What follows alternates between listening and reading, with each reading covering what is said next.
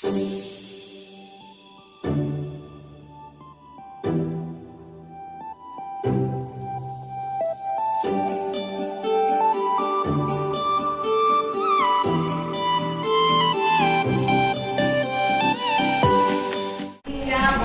bertemu satu dengan yang lainnya di tempat ini seraya melaksanakan satu tujuan, yaitu kebersamaan untuk gugus kita.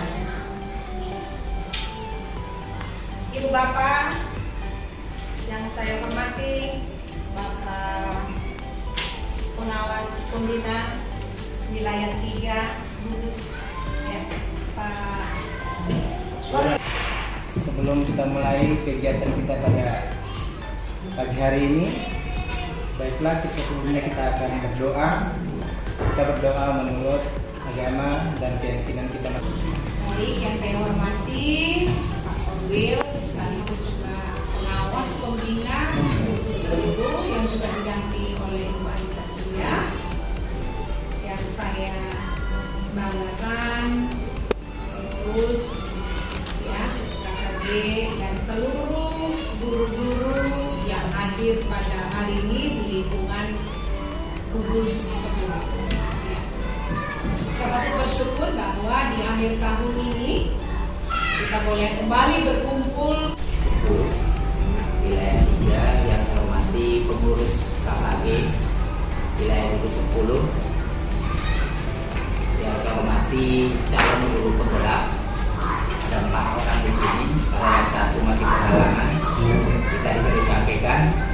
Ini dari Petogo namanya. Dan kehadiran kita diberi imbalan oleh Allah Subhanahu Wa Taala karena kita akan memberikan amanah sekaligus dukungan kepada kita semua, termasuk kepada CGP. Kalau toh nanti sukses, maka kita turun rembuk untuk kegiatan ini, sehingga kita akan kecipratan bahasa saya itu jariahnya di masa yang akan datang. Ibu dan Bapak yang saya hormati, terkait dengan kegiatan-kegiatan ke depan, ini hanya sampel ya, tidak apa-apa gugus 10. Berharap untuk gugus 10 menjadi sponsor, artinya menjadi motivator untuk hadir pada hari Sabtu lusa. Jangan mencari ilmu apa yang mau kita dapat, tapi minimal adakah inspirasi yang kita bisa bawa pulang ke sekolah kita untuk menjadi bekal kita berbagi dengan anak bangsa di sekolah kita masing-masing. Jangan justru sebaliknya, kita yang ibarat ban kendaraan, kita yang gebosi. Gak usah pergi, itu apa juga kan gitu. Jangan, artinya saya berharap kepada yang muda-muda itu dengan nawaitu saja, insya Allah kita akan mendapat imbalan jariah dari Allah Subhanahu Wa Taala. Jadi teman-teman kita, saudara kita yang CGP ini, mudah-mudahan ini merupakan tugas akhir, kan? Pak? Belum. Tugas awal. Tugas awal ini akan menginspirasi kita semua, akan memotivasi kita semua. Mari Pak Mulki, tolong Pak Mulki. Saya sudah tanya tadi sama Pak Fedin berapa lama, maka mudah-mudahan sampai tengah hari itu kita selesai. Maka saya mohon sabar sejenak kepada rekan-rekan guru yang hadir pada kesempatan ini. Kebetulan lokasinya, ruangan kita sedikit agak menyejukkan, sehingga kita bisa sedikit agak nyaman duduk berlama-lama. Mudah-mudahan kegiatan kita bisa berjalan sesuai dengan yang kita inginkan. Apa yang mereka inginkan, mudah-mudahan apa yang mereka nanti tampilkan atau paparkan menjadi inspirasi untuk kita semua. Oleh itu, melalui kesempatan ini dengan mengucapkan Bismillahirrahmanirrahim, kegiatan diseminasi budaya positif dalam rangka memperingati Hari Guru Nasional tahun 2022 saya nyatakan dengan resmi dibuka. Terima kasih. Assalamualaikum warahmatullahi wabarakatuh dan selamat pagi.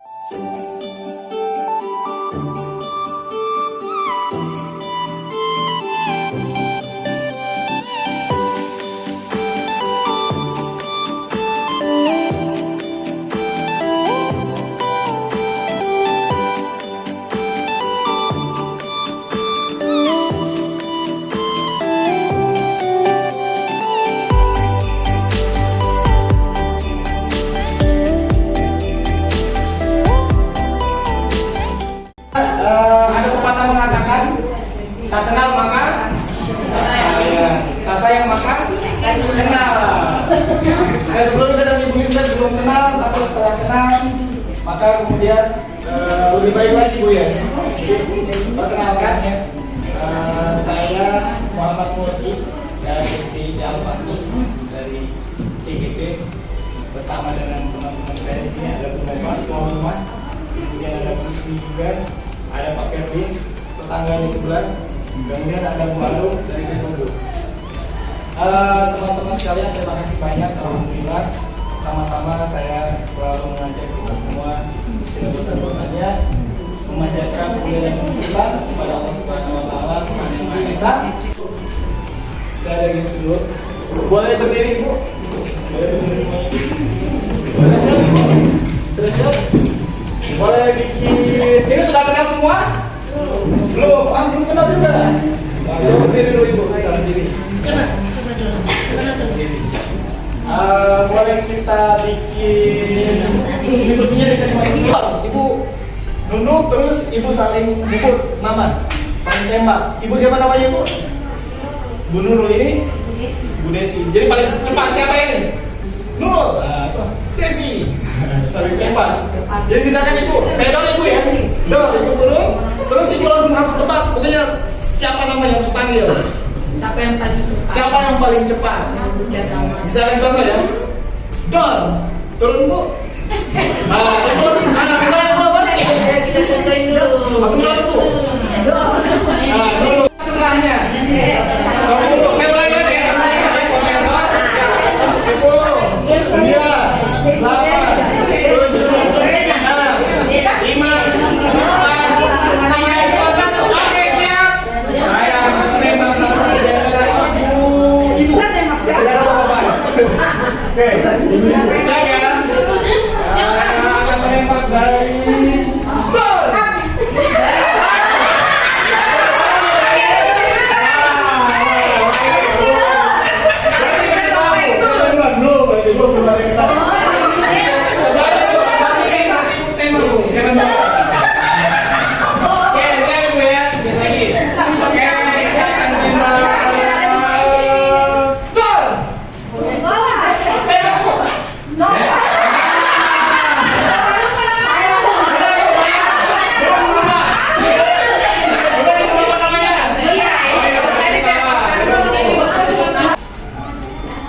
Ya, itu nanti saya akan tanyakan lagi di akhir, mudah-mudahan jadi yang bagus.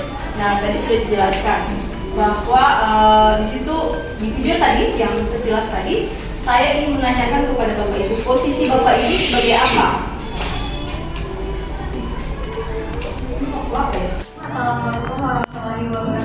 Waalaikumsalam warahmatullahi wabarakatuh. Terima kasih untuk kesabaran Ibu Bapak Ibu semuanya sampai siang ini. Kita masih dalam kegiatan diseminasi budaya positif dari kami komunitas praktis GBP Angkatan 6 Kota Palu wilayah Palu Selatan Palu. Nah, melanjutkan dari materi yang disampaikan oleh Ibu Ismi, Roas Kevin, dan Ibu Nova barusan, saya melanjutkan ke materi yang selanjutnya yaitu keyakinan kelas. Sebelum kita beralih ke membahas lebih lanjut tentang keyakinan kelas itu Bapak Ibu, kenapa sih harus keyakinan kelas? Padahal saya SD dulu itu dari SD, SMP, SMA selalu peraturan sekolah, peraturan kelas, dimanapun saya sekolah selalu membahas tentang peraturan, bukan keyakinan. Nah, kenapa tiba-tiba sekarang pada memasuki kurikulum merdeka, peraturan kelas itu diubah, peraturan sekolah itu diubah menjadi keyakinan sekolah atau keyakinan kelas? Saya ingin mengajukan pertanyaan kepada ibu-ibu semuanya. Mengapa kita ketika mengendarai motor harus mengenakan helm? Ya, silakan. Agar terhindar dari sesuatu yang Tidak diinginkan, agar selamat intinya ya, siapa sih yang tidak ingin selamat ketika berkendara. Nah, pada saat mengingat pada saat pandemi COVID kemarin, kenapa kita diminta untuk memakai masker dan mencuci tangan setiap saat? Biar tidak kena virus. Siapa yang ingin kena virus? Bapak Ibu, siapa yang ingin sakit? Berarti intinya adalah untuk juga selamat, untuk aman, untuk keamanan diri kita sendiri dan orang lain. Nah, dari dua jawaban tadi sama-sama poin pentingnya di dalam adalah tentang keselamatan, kesehatan, dan keamanan. Nah, 3 poin tadi itu merupakan segala sesuatu yang kita yakini. Itu yang adalah yang kita yakini, yang berasal dari dalam dirinya kita, seperti yang sudah dibahas oleh Pak Ferdi tadi itu tentang motivasi intrinsik. Berarti timbul dari dalam alam bawah sadar kita bahwa kita harus pakai helm, pakai masker, cuci tangan setiap saat untuk menghindari dari hal yang tidak diinginkan. Itulah yang dimaksud dengan keyakinan.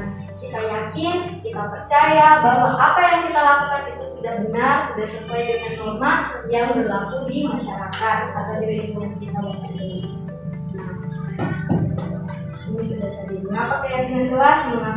Mengapa tidak peraturan kelas saja? Nah, yang tadi apa yang kita yakini itu menimbulkan motivasi intrinsik. Dipercaya Bapak Ibu, keyakinan ini akan menimbulkan motivasi intrinsik yang dapat berdampak pada lingkungan sekitar, sehingga lingkungan itu menjadi aura positifnya keluar. Kenapa tidak peraturan kelas saja? Karena kalau peraturan tadi sudah yang dijelaskan oleh Pak Ferdin adalah motivasi ekstrinsik dari luar.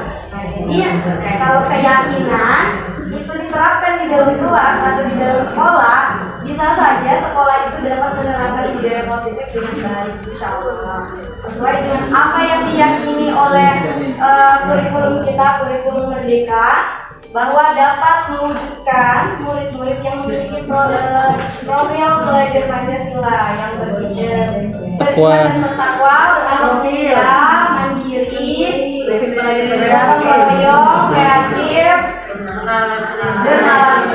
seperti itu. Itu adalah keyakinan pendidikan kita Bapak Ibu, 6 poin tadi. Hendaknya ikut berkontribusi dalam pembuatan keyakinan kelas lewat kegiatan curah pendapat. Jadi biasanya kalau peraturan itu sudah dibuat dari zaman dulunya. Jadi ketika anak murid masuk, peraturan itu sudah ada, mereka tinggal mengikuti. Nah, kalau keyakinan kelas, dia ada waktu tersendiri, misalnya di awal semester atau dari ibu-ibu bisa tentukan di dalam satu semester ada berapa kali kita melakukan curah pendapat untuk merevisi keyakinan kelas itu. Nah, yang terakhir, bersedia meninjau kembali keyakinan kelas dari waktu ke waktu. Jadi keyakinan kelas itu tidak bersifat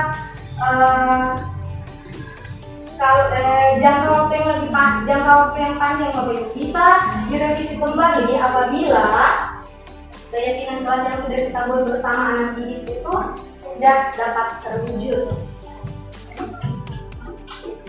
Kemudian, nah ini salah satu contoh keyakinan kelas yang sudah saya buat bersama anak didik saya di sekolah. Nah, yang pertama, ayo ucapkan terima kasih kepada siapapun. Kemudian yang kedua, membantu teman, membuat suasana kelas lebih indah. Dan yang ketiga, dengarkan dan pahami pelajaran yang diberikan. Dan yang keempat, buanglah sampahmu pada tempatnya. Yang kelima, aktif di kelas menunjukkan kalau kamu mengerti pelajaran. Dan yang keenam, berkata sopan jauh lebih menyenangkan. Jadi dari bahasanya ini tidak ada bilangnya jangan atau tidak. Jadi semua kalau menurut saya dan anak-anak didik saya, bahasa ini sudah paling positif, sudah paling bisa menyadarkan alam bawah sadar kami, penghuni kelas 5B, untuk menerapkan budaya positif di dalam kelas kami. Jadi, nah nilai kebajikan yang menjadi fokus kami dalam membuat keyakinan masih 3 Bapak Ibu. Yang pertama, berakhlak mulia, gotong royong, dan bernalar kritis. Apabila sudah terpenuhi ketiganya, bisa saja kami merevisi kembali keyakinan kelas tersebut dengan melakukan curah pendapat untuk menambahkan nilai kebajikan apa saja yang perlu kami tambahkan apabila ketiganya sudah terwujud. Nah, ini Ibu, Bapak Ibu.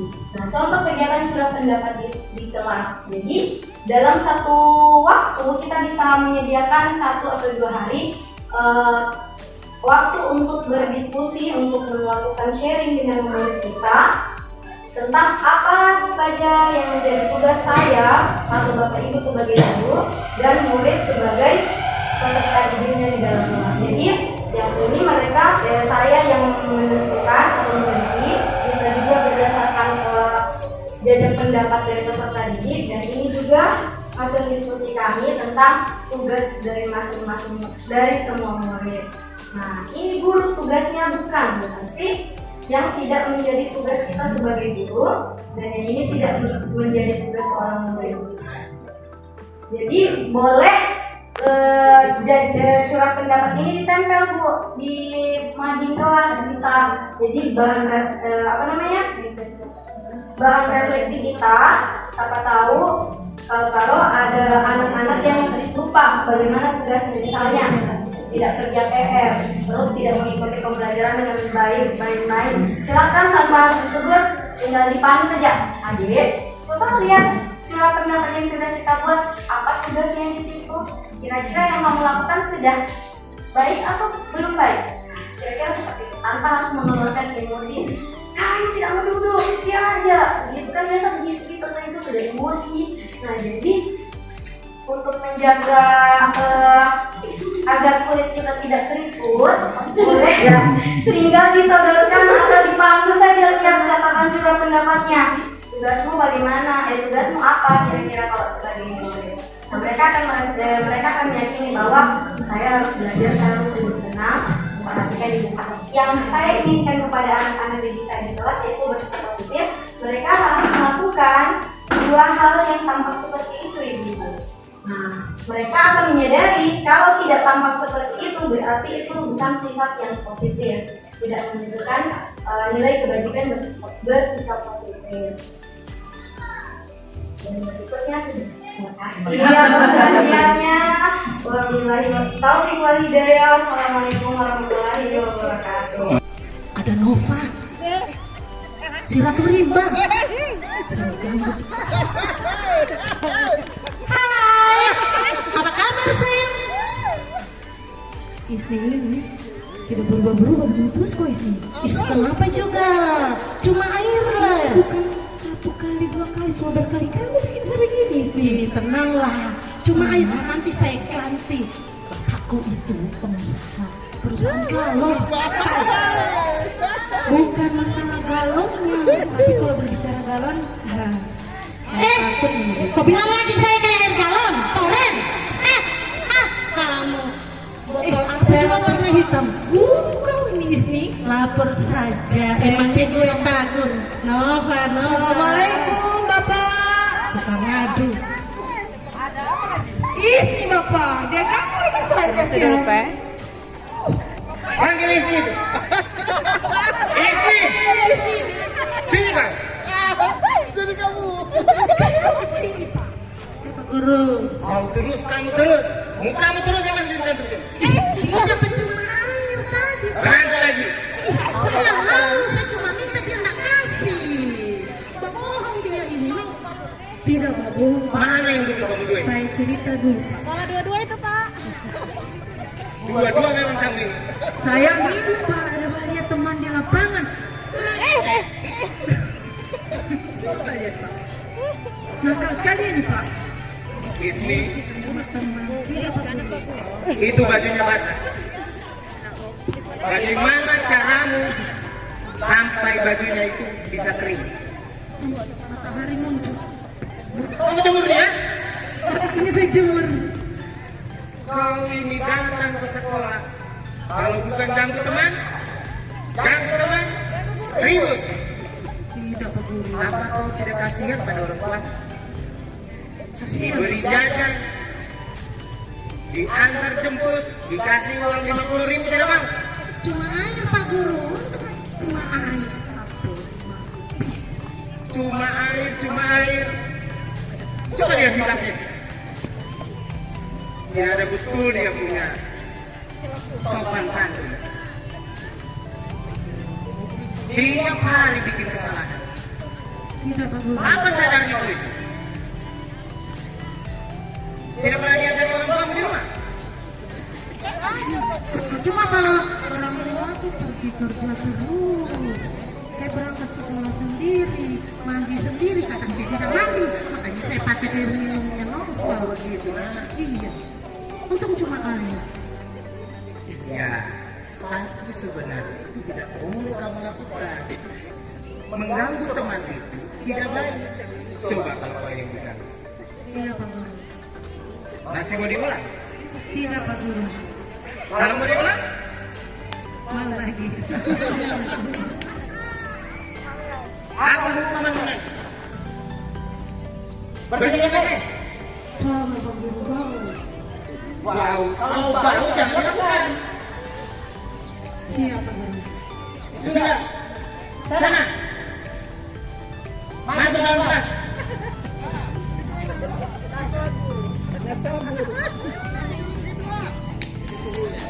Baik, dari itu si guru sebagai penghukum dan pemberi rasa bersalah. Jadi kadang-kadang kita memberikan posisi anak itu sudah salah dan kita hukum. Assalamualaikum Bu Guru. Waalaikumsalam warahmatullahi wabarakatuh. Isni. Sini dulu nak, sini. Aduh, Bu Guru cantik deh. Bisa saja Isni. Ya, Ibu mau tanya dulu, kenapa Isni bisa dipanggil ke sini Isni?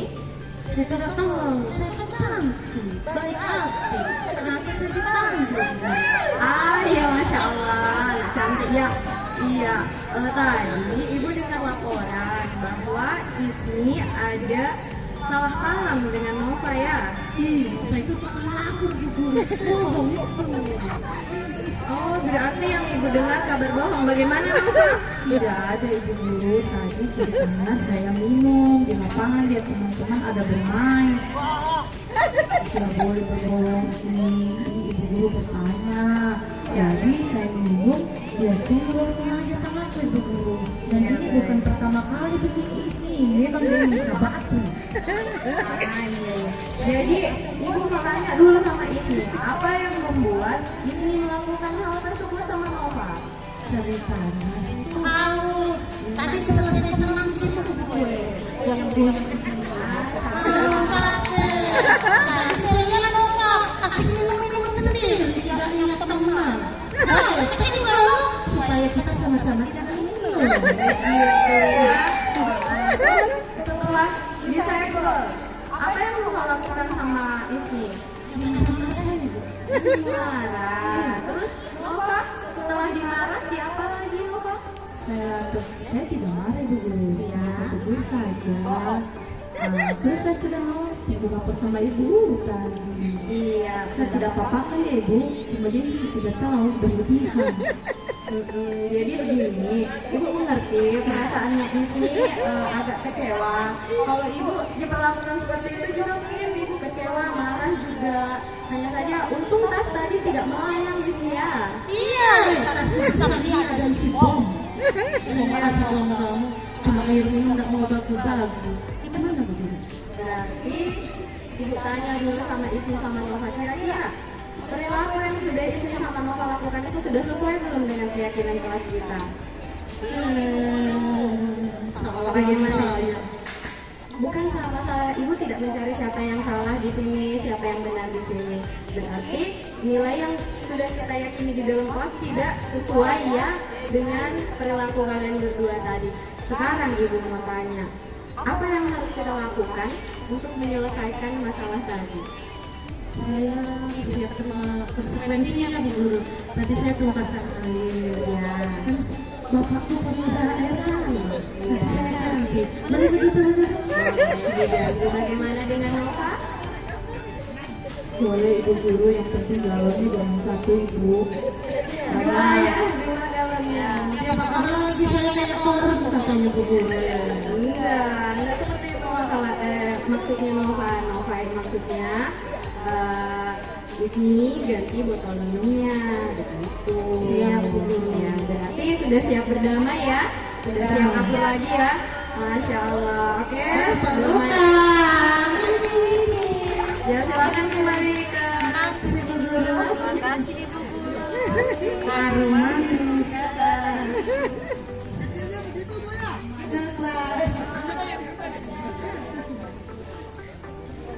Kalau pertama posisi guru sebagai apa tadi ya? Penghukum. Kalau ini dasar Kira-kira kalau orang bersalah dipersekusikan dia akan apa? Merasa bersalah atau dia akan sadar atau tidak kira-kira? Membantah, saya semakin membantah. Dia akan membela diri atau menyerang balik. Bukan. Ya, jadi kalau orang kemudian dimarah-marahi, cuma kuat, dia akan mempertahankan diri dia, maka berbohong ya. Seperti itu. Dan yang kedua adalah posisi sebagai teman ya. Dan yang terakhir tadi diposisikan sebagai manajer. Maka posisi yang paling baik adalah sebagai guru. Kalau kita lihat melakukan sesuatu yang salah, tangkap, jangan marah. Ambil marahnya kasih masuk di kantong. Ambil rasa marahnya, tahan dulu, kasih masuk di kantong, jangan marah. Posisinya seperti yang dicoba tadi baru, jangan marah dulu. Kenapa? Karena kalau orang sudah marah dan dimarahi, itu anak kita itu sedang posisinya gagal. Ada namanya segitiga restitusi. Itu adalah strategi menghadapi anak. Pertama adalah apa? Kita jangan marah dulu. Yang kedua adalah apa? Menstabilkan identitas. Bu Ismi tadi posisinya dia sedang salah, sedang gagal. Maka kita tahu dari posisi gagal menjadi posisi sukses. Maksudnya apa? Dia gagal melakukan aturan, dia gagal melakukan sesuatu, maka kita berikan pernyataan. Ismi, kita semua pernah melakukan kesalahan. Jangan semua marah, kamu ini salah. Tapi kita bilang, Ismi, kita semua pernah melakukan kesalahan. Bapak juga pernah melakukan kesalahan yang sama. Tapi sebagai manusia jadi kita jangan marah dulu, kita bawa dulu stabilkan emosinya. Oh iya, saya tidak marah. Yang kedua baru kita masuk validasi tanya, kenapa kamu melakukannya? Karena seseorang melakukan sesuatu pasti ada tujuannya, benar nggak? Sesuatu itu ada tujuannya. Tujuannya bisa untuk bersenang-senang, bisa untuk aktualisasi diri, dan macam-macam. Bisa untuk bertahan hidup. Ya, kalau tadi kayaknya Bu Isi ingin bertahan hidup ya. Kehausan, saya senang. Posisi bertahan hidup. Ya. Caper-caper. Ya benar, anak-anak itu siapapun dia jangan dimarahi dulu, tapi bawa dulu, stabilkan dulu identitasnya. Semua orang pernah bersalah.